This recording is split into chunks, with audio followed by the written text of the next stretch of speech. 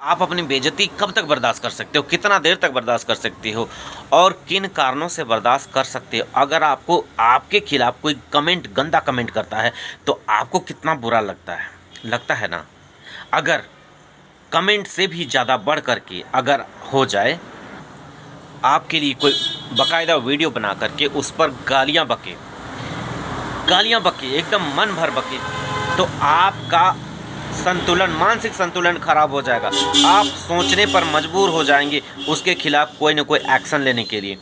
या तो आप भी उसको वीडियो बना करके बदले में आप उसका रिप्लाई दीजिएगा, आप भी गाली दीजिएगा कि नहीं दीजिएगा ना। अगर आपका पड़ोसी आपकी बेइज्जती करता है या आपका कोई जानने वाला आपकी बेइज्जती करता है, आपसे लड़ाई झगड़ा करता है जिसमें आप गलत नहीं हैं या गलत हैं, तब भी कोई आपको अगर गाली गलौज करे तो आपको ज़रूर बुरा लगता होगा। अगर आप उसकी गाली गलौज को बर्दाश्त करते हैं तो इसके पीछे क्या कारण रहता होगा, कभी सोचा है आपने? नहीं, मैं बताता हूँ। आप सोचते होंगे आई विल सी यू, मतलब मैं आपको देख लूँगा या देख लूँगी, राइट ना। आप उस मौके की तलाश में रहते होंगे कि हम इससे कब बदला लेंगे, कब हमको मौका मिलेगा जो हम इसका औकात दिखाएंगे।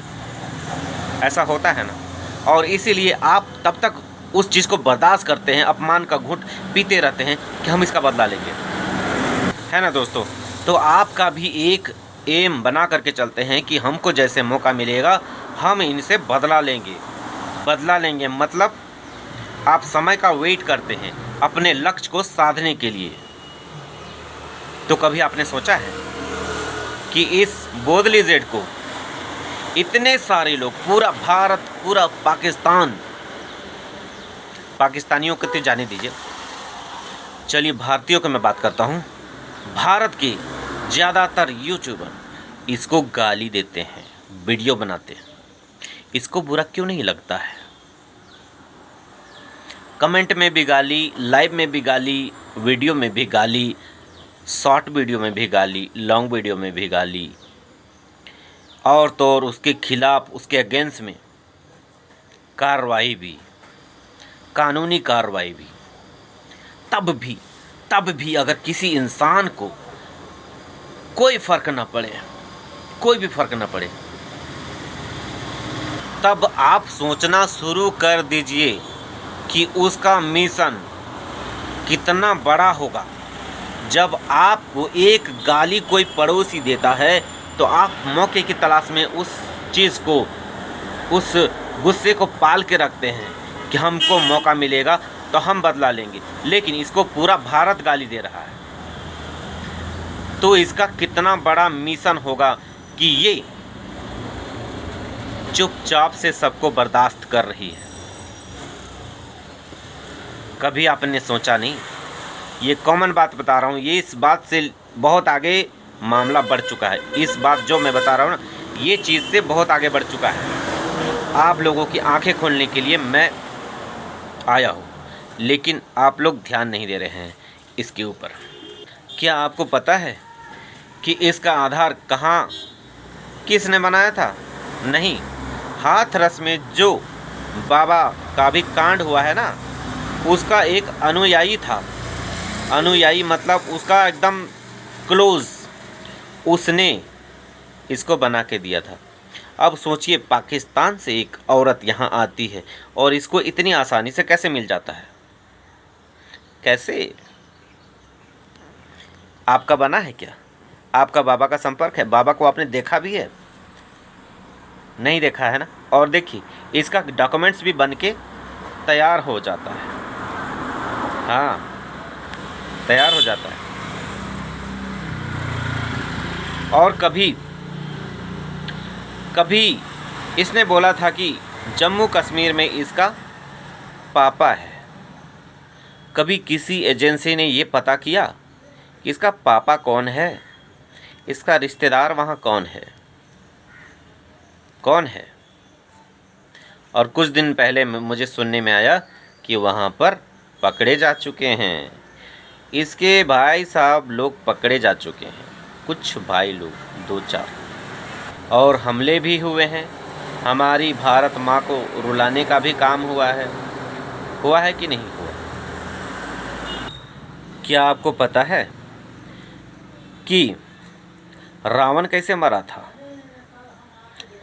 अक्सर आप लोगों ने सुना होगा कि घर का भेदी लंका ढाए, यानी कि घर का जो भेदी होता है लंका को ढाता है। तो हमारी लंका हमारा भारत है। तो यहाँ पर हमारा विभीषण कौन है? कौन है हमारा विभीषण? उस पर कभी आपने गौर किया है कौन है? नहीं ना। तो मैं आपको बता रहा हूँ कि यहाँ पर विभीषण कौन कौन लोग हैं। नेता हैं, अभिनेता हैं और कुछ कानून के रखवाले भी हैं। और हमारे देश में तो छोटे मोटे गद्दार भूखे नंगों की कमी नहीं है। वो है जहाँ अभी रह रही है उसका परिवार, और उसका परिवार भी खून के आंसू रोने वाली है, क्योंकि उनका भी इस्तेमाल हो रहा है। जैसे भी शाम दाम दंड भेद सब करके इसको अपने झांसे में ले लिया, इस परिवार को।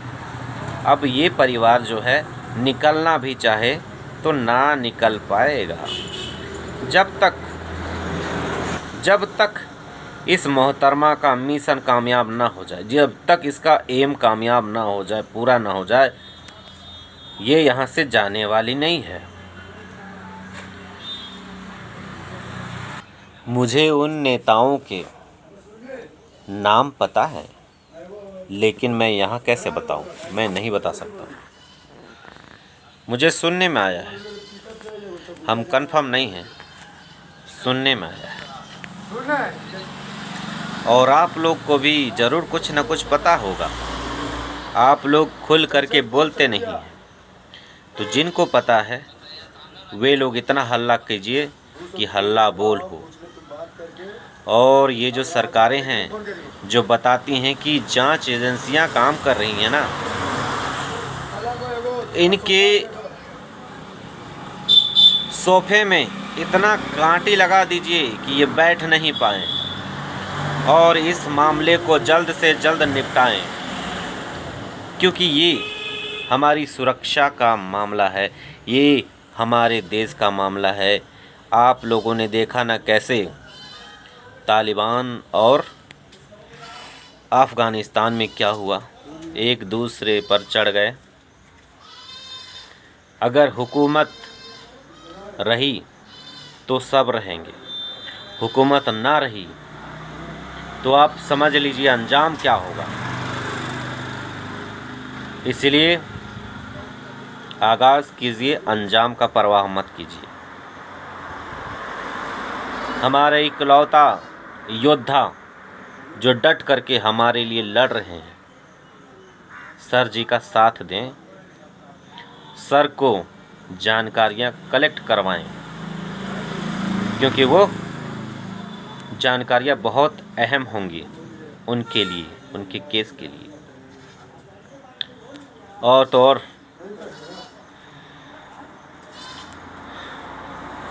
आपको सारे सबूत, सारे चैट्स वगैरह अवेलेबल कराए गए हैं, चाहे वो हिंदुस्तान से हो चाहे वो पाकिस्तान से हो। ज़रूरी नहीं कि पाकिस्तान में भी सारे लोग बुरे हों, वहाँ अच्छे लोग भी हैं। जैसे हमारे देश में भी अच्छे हैं बुरे हैं, दोनों किस्म के हैं। अच्छे लोगों और बुरे लोगों के बीच में हमेशा तानातानी होता है। तो कोशिश कीजिए कि उधर से भी कोई जानकारी मिलती है तो उस चीज़ को सही इस्तेमाल कीजिए। और हम क्या कहें, आप लोग सतर्क रहिए, सावधान रहिए, अपना ख्याल रखिए, क्योंकि औरतों की वजह से ही महाभारत भी हुआ था, रामायण भी हुआ था। और कहीं ऐसा ना हो कि तीसरा विश्व युद्ध एक औरत की वजह से। बाय दोस्तों, टेक केयर।